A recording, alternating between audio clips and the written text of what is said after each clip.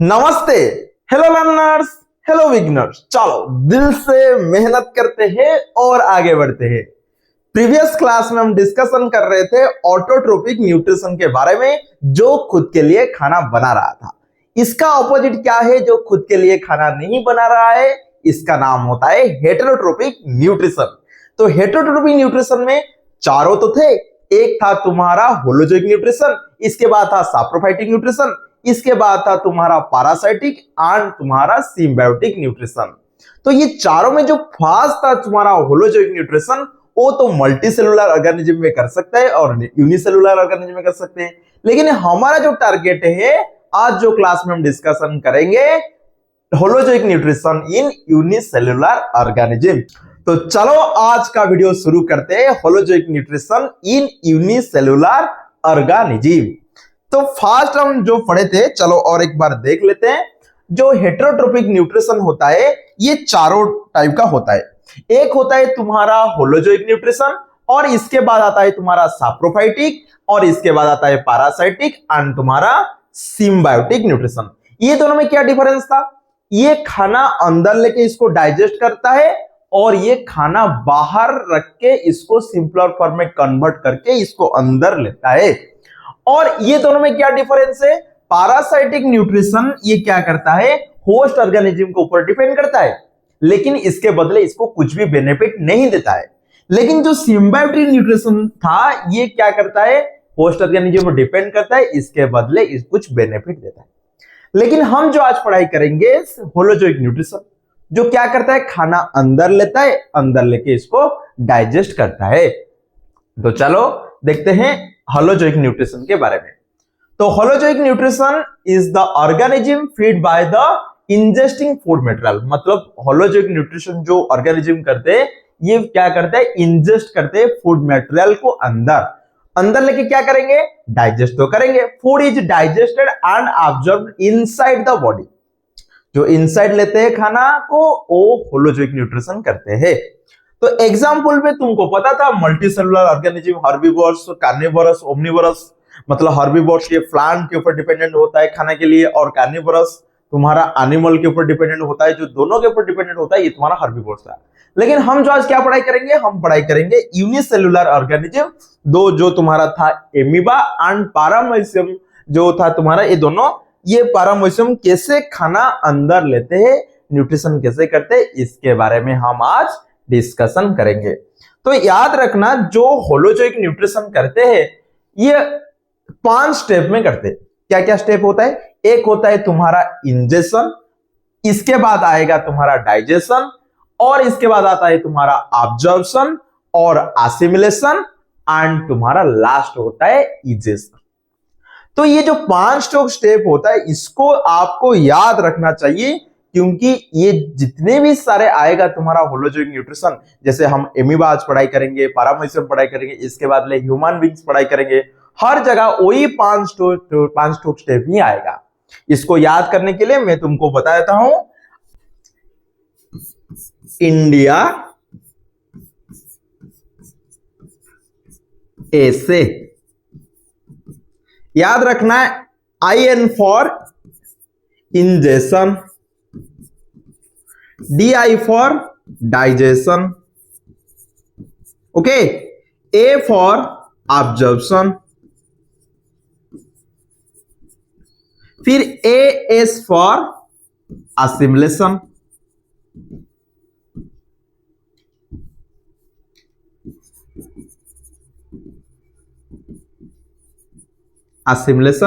और E for तुम्हारा egestion. Okay, याद रखने के लिए क्या तरीका है, इंडिया ऐसे, IN for ingestion, DI for digestion, A for observation, AS for assimilation and E for egestion. तो ये तो 5 स्टेप आपको याद रखना चाहिए, जैसे तुम्हारा हेटेरोट्रोपिक न्यूट्रिशन, जैसे एमीबा, पैरामीशियम एंड तुम्हारा ह्यूमन बींग्स करते हैं। तो चलो इसके क्या क्या, इंजेशन का क्या मीनिंग है, डाइजेशन का क्या मीनिंग है, थोड़ा जानना पड़ेगा ना। तो चलो इसको एक एक कर आराम से इसको डिस्कशन करते हैं। तो जो फास्ट होता है तुम्हारा इंजेशन, क्या होता है, ingestion. This is the process of taking food into the body. अंदर लेने को हम बोलेंगे इंजेक्शन। क्या बोलेंगे? इंजेक्शन। किसको बोलेंगे? अंदर जब हम खाना को लेते हैं। फिर लेने के बाद हम क्या करेंगे? खाना को, जो कॉम्प्लेक्स फूड है, इसको सिंपलर फॉर्म में कन्वर्ट करेंगे। इसके लिए हम यूज करेंगे सेकेंड स्टेप, जो होता है digestion. This involve the breaking down the ingested food into simpler and soluble molecule that can be absorbed by the body. इससे हम सिंपलर फॉर्म में कन्वर्ट करेंगे, जिसको अभी बॉडी ऑब्जर्व कर सकता है। इसको हम क्या बोलेंगे? इसको हम बोलेंगे डाइजेशन प्रोसेस। ये तो हो गया, इंजेक्शन हो गया, अंदर ले गए और इसको सिंपलर फॉर्म में कन्वर्ट कर दिए। अभी हमको किसके लिए रेडी हो गया? अभी रेडी हो गया तुम्हारा ऑब्जर्वेशन के लिए। किसके लिए? ऑब्जर्व करने के लिए रेडी हो गया। इसके बाद आ गया तुम्हारा ऑब्जर्वेशन। याद रखना चाहिए, ऑब्जर्वेशन हम जब भी करते हैं, हम तो ब्लड स्ट्रीम के अंदर इसको भेज देते हैं, जो मल्टीसेलुलर ऑर्गेनिज्म। लेकिन यूनिसेलुलर ऑर्गेनिज्म क्या करते हैं? जो ऑब्जर्व करते हैं, इसको साइटोप्लाज्म के अंदर डिफ्यूजन के प्रोसेस के द्वारा अंदर लेते हैं। हम लेते हैं ब्लड स्ट्रीम के थ्रू, लेकिन यूनिसेलुलर ऑर्गेनिज्म किसके थ्रू लेते हैं? तुम्हारा साइटोप्लाज्म के थ्रू लेते हैं, through the process of diffusion. तो चलो हम पढ़ाई करेंगे कैसे डिफ्यूजन से तुम्हारा यूनिसेलुलर ऑर्गेनिज्म जैसे एमीबा, पैरामेसियम कैसे लेते हैं अंदर, ऑब्जर्वेशन करते हैं। हम आगे पढ़ाई करेंगे। फिर इसके बाद क्या आएगा? ऑब्जर्वेशन के बाद क्या आएगा? असिमिलेशन। जब भी सिंपलर फूड अभी हम ऑब्जर्व कर ले, इसको हम यूज करेंगे मेंटेन करने के लिए, रिपेयर करने के लिए, प्रोडक्शन ऑफ एनर्जी करने के लिए, हर चीज के लिए हम यूज करेंगे। किसको? सिंपलर जो न्यूट्रिएंट्स था, जो इसको हम ऑब्जर्व किए थे, इसको तो हम यूज करेंगे ना। ग्रोथ, जितने भी से ग्रोथ, रिपेयर, मेंटेनेंस और रिप्रोडक्शन ऑफ, मतलब प्रोडक्शन ऑफ एनर्जी, जो फूड हमको जो जरूरत था, इसके लिए हम जो फूड अभी लेते हैं ना, इसको हम अभी यूज करेंगे। वही यूज प्रोसेस को हम क्या बोलते हैं? असिमिलेशन। तो असिमिलेशन के बाद क्या आएगा? तुम्हारा इजेशन। इजेशन में क्या होगा?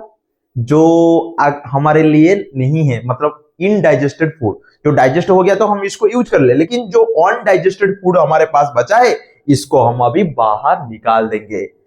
समझ रहे हो कि नहीं? जैसे हम बोलते हैं ना, गाड़ी वाला आया, यहाँ कचरा निकल। कचरा यहाँ पे कौन है? अनडाइजेस्टेड फूड है। अभी इसको हम बाहर फेंक देते हैं। ये प्रोसेस को हम क्या बोलते हैं? वही प्रोसेस को हम बोलते हैं इजेशन। तो 5 स्टेप समझ में आ गया। खाना को अंदर लेते हैं, इंजेशन। खाना को सिंपलर फॉर्म में कन्वर्ट करेंगे, डाइजेशन। इसको ऑब्जर्व करेंगे, ऑब्जर्वेशन। इसको यूज करेंगे, असिमिलेशन। बाहर फेंक देंगे, इजेशन। 5 स्टेप याद हो गया ना?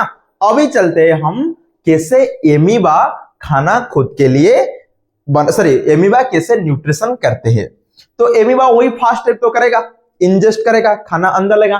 क्या इसका हाथ पैर है क्या इस खाना अंदर लेने के लिए? नहीं है। इसके पास एक स्पेशल पार्ट है जो आपको दिखाई नहीं देगा, लेकिन ये आपको खाना को अंदर ले जाता है, जिसको हम बोलते हैं स्यूडोपोडिया। ये invisible part of the body होता है। जब भी खाना आ जाता है, वो ऑटोमेटिक ग्रो करता है और खाना को अंदर लेता है। आप यहां पे देख सकते हो, यहां पे जो स्यूडोपोडिया है ना, ये जो आपको स्यूडोपोडिया दिखाई दे रहा है, ये एक्चुअली जब भी खाना आएगा, वो एक्चुअली ऑटोमेटिक क्रिएट हो जाएगा खाना को अंदर लेने के लिए। जब भी खाना को अंदर लेगा, अभी हम क्या करेगा? इसको डाइजेस्ट करेगा। डाइजेस्ट कैसे करेगा ना? एक फूड वैक्यूल क्रिएट करेगा, जिसके अंदर अभी डाइजेस्ट करेगा एंजाइम देके। ये भी एंजाइम देगा, ये भी एंजाइम देगा। तो हर साइड से एंजाइम आके वो खाना को क्या करेंगे? डाइजेस्ट करेंगे, सिंपलर फॉर्म में कन्वर्ट करेंगे। जब ये सिंपलर फॉर्म में कन्वर्ट हो गया, अभी ऑब्जर्व करने से क्लियरिटी था, मतलब मैं बताया था ऑब्जर्व कैसे होगा? डिफ्यूजन प्रोसेस से होगा। मतलब हाईएस्ट कंसंट्रेशन जो था तुम्हारा simpler form of the food, अभी ये डिफ्यूज हो जाएगा साइटोप्लाज्म के अंदर। समझ में आया? तो डिफ्यूजन प्रोसेस में क्या होता है? The process by which the particles by molecules transfer from high concentration to lower concentration. जहां पे ज्यादा था, अभी ये डिफ्यूजन हो जाएगा साइटोप्लाज्म के अंदर। ये था तुम्हारा ऑब्जर्वेशन प्रोसेस। ये वही यहां पे लिखा गया है। The absorption process, the digested nutrients are absorbed from the food vacuoles into the cytoplasm through the process of diffusion. अभी क्या होगा, अभी ये ऑसिलेट करेगा, मतलब ये ग्रोथ करने के लिए यूज करेगा, एनर्जी प्रोडक्शन करने के लिए यूज करेगा, जितने भी यहाँ पे काम होगा, मतलब रिपेयर मेंटेनेंस सबके लिए वो ऑसिलेट करेगा जो यूज होता है। ओके, यहाँ पे वही लिखा गया है, the observed nutrients are utilised by the amoeba for energy production, growth and other cellular activities, जो एक सेलुलर ऑर्गेनिज्म के थ्रू अंदर होता है, क्योंकि इसका डिफरेंट पार्ट नहीं होता है, एक की सेल के अंदर सब कुछ करेगा।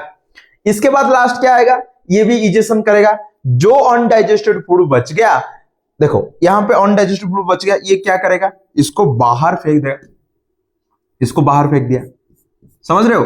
Undigested waste materials is expelled from the amoeba often by rupturing the cell membrane at any point, जहां पे इसको आवश्यक होगा यहां से निकाल देगा।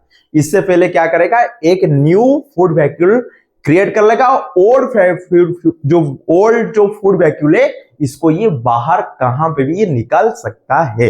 तो ये भी 5 स्टेप प्रोसेस करता है। इंजेक्शन खाना अंदर लेता है थ्रू द स्यूडोपोडिया, और अभी क्या करेगा, एक फूड वैक्यूल क्रिएट करेगा, फूड वैक्यूल क्रिएट करके खाना को डाइजेस्ट करेगा थ्रू द एंजाइम, और अभी जो डाइजेस्टेड हो गया, सिंपलर फॉर्म में कन्वर्ट हो गया, ये अभी क्या होगा, डिफ्यूजन के थ्रू साइटोप्लाज्म के अंदर आ जाएगा। साइटोप्लाज्म के अंदर आ जाएगा, फिर असेंबल करेगा, मतलब इसको यूज करेगा। यूज करने के बाद कहां पे भी ये निकाल सकता है फूड वैक्यूल को, एक नया फूड वैक्यूल इसके अंदर ये ऑटोमेटिक क्रिएट करके जो पुराना वाला फूड वैक्यूल को ये बाहर फेंक देगा, मतलब डाइजेस्टेड फूड को बाहर फेंक देगा। ये था तो तुम्हारा किसके बारे में, ये था तुम्हारा एमीबा के बारे में। इसके बाद क्या आएगा, तुम्हारा आएगा पारामीशियम। यहां पे तुम चेक कर सकते हो, ये भी वही 5 स्टेप कर रहे, इंडिया ऐसे, IN for injection, DI for digestion, A for absorption, AS for assimilation, E for egestion. Same process है। ये खाना को स्यूडोपोडिया के थ्रू अंदर नहीं लेता है, इसका एक स्पेशल पार्ट होता है जिसका नाम होता है सिलिया। क्या होता है, सिलिया। तुम देख सकते हो वो जो विली लाइक स्ट्रक्चर आपको दिखाई दे रहा है, हेयर लाइक स्ट्रक्चर, ये क्या करेगा, खाना कहां पे भी हो ये क्या करेगा, इसको मूवमेंट करके खाना को ले आएगा ओरल ग्रुप के पास, समझ रहे हो। तो ओरल पोर के ग्रुप के अंदर ये क्या करेगा, खाना को अंदर लेगा। खाना फॉर एग्जांपल यहाँ पे वो सिलिया के थ्रू क्या करेगा, खाना को मूवमेंट करके खाना को यहाँ पे ले आएगा और इसके थ्रू ही खाना अंदर लेगा। यहाँ पे एक स्पेशल पॉट होता है खाना को अंदर लेने के लिए, लेकिन एमीबा के पास वो स्पेशल पॉट नहीं होता है, वो कहां पे भी इसका जो स्यूडोपोडिया हो वो निकाल सकता है एमीबा। लेकिन पारामीशियम के एक स्पेशल स्पॉट होता है जिसके अंदर वो खाना अंदर लेगा, इंजेक्शन करेगा। इंजेक्शन करने के बाद क्या करेगा, फूड वैक्यूल के थ्रू खाना को डाइजेस्ट करेगा। डाइजेस्ट करने के बाद वो क्या करेगा, ऑब्जर्वेशन करेगा। ऑब्जर्व करने के बाद असिमिलेट करेगा। फिर क्या करेगा, एक स्पेशल पार्ट भी होता है खाना को बाहर लेने के लिए, जो होता है तुम्हारा एनल पोर। क्या होता है, एनल पोर के थ्रू ये खाना को बाहर फेंक देगा। कौन, एमीबा, सॉरी पारामीशियम। तो पारामीशियम इतने डिटेल्स तुम्हारा क्लास 10th में बुक में नहीं है, तो अभी मैं तुमको बता दिया, स्यूडोपोडिया के थ्रू खाना को अंदर लेता है तुम्हारा एमीबा, लेकिन इसका एक स्पेसिफिक स्पॉट होता है, इसके पास खाना को लाने के लिए सिलिया काम करेगा, खाना को भेजने के लिए ओरल ग्रुप के पास। तो इसके थ्रू इंजेस्ट होगा, वही 5 स्टेप प्रोसेस होगा और फिर खाना बाहर आ जाएगा जो अनडाइजेस्टेड फूड है। तो ये था तुम्हारा पारामीशियम के बारे में। चलो अभी एनसीईआरटी थोड़ा देख लेते हैं, एनसीईआरटी में क्या दिया गया है। Since the food, the way it is differ and the digestive system different in various organism, तो अंदर लेने का प्रोसेस भी डिफरेंट होता है, डिफरेंट वे में लेते हैं, और डिफरेंट डाइजेस्टिव मतलब सिस्टम होता है डिफरेंट ऑर्गेनिज्म के अंदर। In single cell organism the food may be taken by the entire surface, जैसे तुम्हारा लेता है तुम्हारा एमीबा।